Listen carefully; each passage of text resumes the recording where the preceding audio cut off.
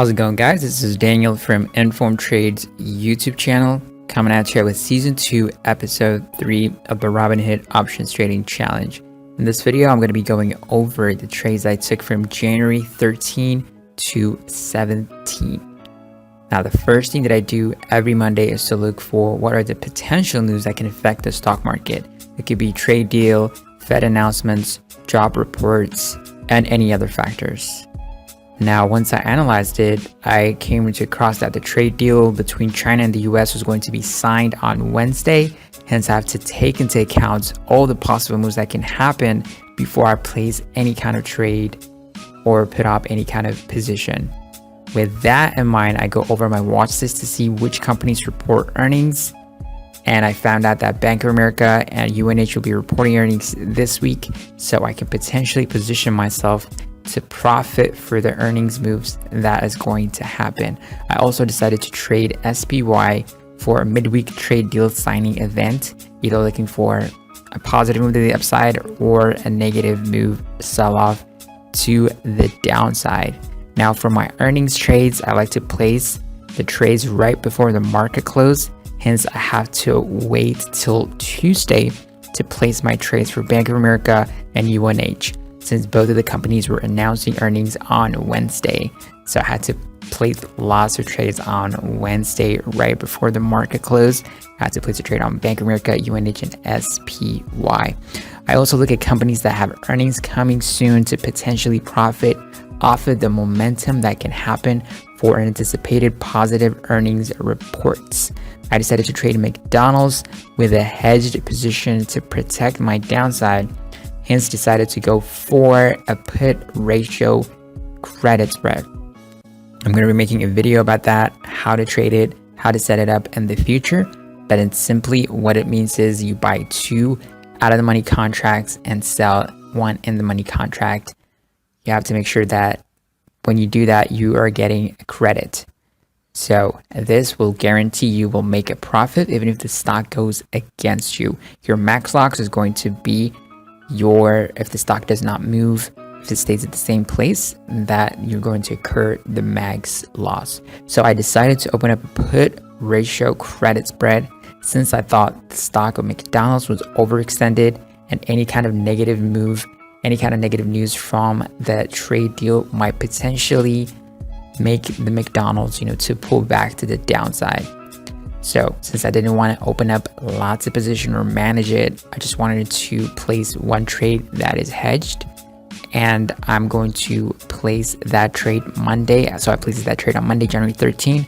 I opened up a 2020 put. I bought 2 contracts and I sold the 207.51 contract.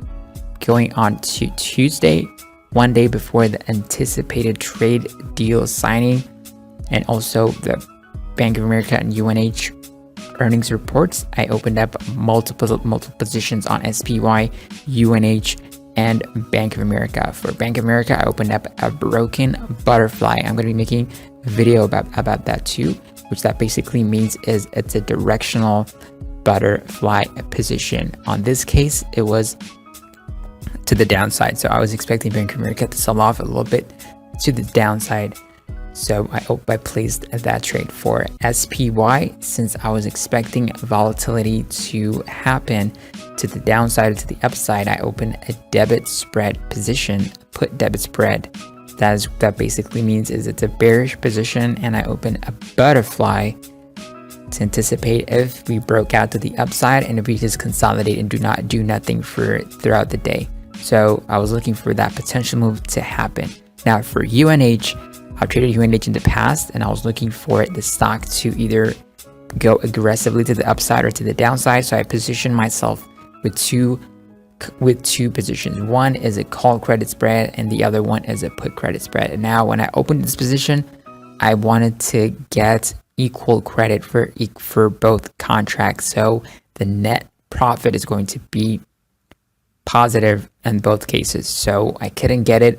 And as I told you guys, I wait till market close time to open my position. So though I had to do what I had to do is I had to go 1 week out and open up a put credit spread. A put credit spread that is going to give me the equal amount of credit that I received when I opened the put credit spread. So that's what I had to do, and I placed those trades. All of the bets are in. Now you have to do is just wait to see what is going to happen on the next day. Now, after the earnings reports on Wednesday, after the earnings reports, I closed out UNH beat earnings, and it was extended to the upside. It started to go to the upside, so I quickly closed out, the downside move, which was the call credit spread. Before I hit the max loss, I kind of saved up $2, and I let the other one continue to the upside. However, since I had time on it, I was kind of trying to hedge it, and I kind of made a mistake opening. I assumed that one of the contracts, one of the call credit spread that I opened was for next week, but I accidentally opened up a call credit spread that was going to expire in the 17th. So once I analyzed that, I quickly closed out of that position. I didn't like the fact that, that I had so much time on the UNH position, so I quickly closed it out. So the other position that I had was on Bank of America, and I plan on holding that position till expiration, since the trade is working and Bank of America is not going to do that much till the end of the week. And I also wanted to identify how Robinhood was going to actually handle this kind of position, because I really wanted to know how they're going to close out my position for the end of the week, since it's still on profit, and this is probably the first time that I placed a broken butterfly on Robinhood, and I want to see how they're going to handle it. Now, on my SPY positions, I decided to close both of them out because I did not like the action. I kind of knew right on when the market closed that we were going to trend to the upside, so I closed out my debit spread, the put debit spread position that I had, and I let the butterfly, the 280 butterfly to just work. However, when the market starts to pull away from me to the upside, I just assumed that it was just going to break out of the upper leg, which was the $329 strike price contract. So I was like, I'm not gonna hold this. So I decided to just close it out. After market close, of course, SPY was actually right at the spot, so I could have actually made a decent amount of profit, but you can't really time it. So I'm actually happy that I closed it out. So at the end of the day, I was actually net zero. After placing all those positions, I was up net zero, but the McDonald's position was working very well, so that was a plus. Now on Thursday, January 16, I was carefully watching NEO stock for a potential move for the downside. So this was a sympathy play that I was looking at, since it's kind of in a similar sector with Tesla. Tesla was making a lot of move to the upside, so I was expecting sympathy play, to just sell off since Tesla was pulling back hard. However, I placed that position quickly, and I was expecting it to sell off for the end of the week, which is on Friday, but I forgot to see one of the important indicators that I usually use before placing out of kind of trades, which was the volume. So after I saw that there was a lot of volume, more than 100 million volume, which was traded on the stock of NEO, I decided to just close it out right away. I didn't care. I should have checked that criteria before I placed that trade. So I closed it out right away. I took a loss. I took my loss right away, and I didn't even want to hedge it or try to do all kinds of different things to it to kind of minimize my loss. So I just took my $80 loss and walked away.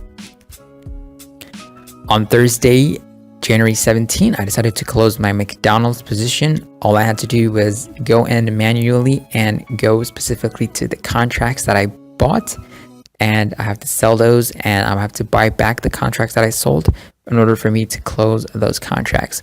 Once I did that, my collateral was back, and I had all the capital that I needed to place a potential trade going into Friday.